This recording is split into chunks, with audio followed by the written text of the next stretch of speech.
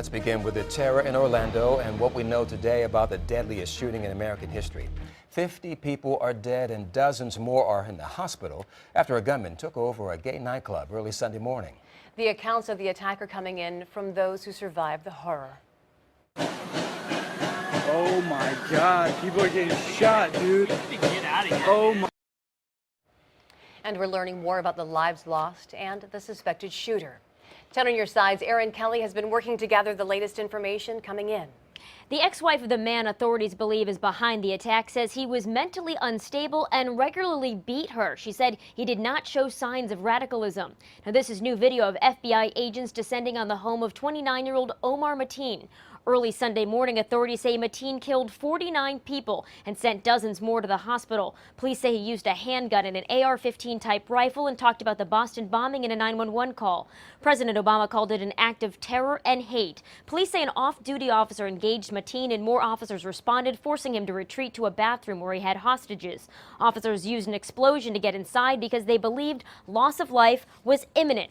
The hostage situation ended when SWAT members shot Mateen. Now listen to this mother, frantic for information about her son. But I don't know where my son is. No one can tell me where my son is. If he's been shot, if he's dead, no one knows. The city of Orlando has identified 48 victims so far, and workers have finished removing their bodies from the nightclub. Mateen's father told NBC News his son was enraged after recently seeing a same-sex couple kissing. 3 years ago, federal agents interviewed Mateen over reports that he talked about radical Islamic propaganda. Authorities say they could not confirm those statements. Erin Kelly, 10 on your side. Well, as we've seen in the past, after these violent acts, the nation tends to come together and support each other. And that's just what happened in Washington, D.C. yesterday. Oh, say can you see by the dawn's early light? The Gay Men's Chorus of Washington, D.C. sang the national anthem on the steps of the Capitol building in honor of the 50 people killed in Orlando. And we'll show you more tributes to the victims coming up. Leaders from across the country responded to the deadly mass shooting. Virginia Governor Terry McAuliffe tweeted, "I'm heartbroken by the news of sons and daughters lost." He went on to say he's praying for victims' families and an end to senseless gun violence.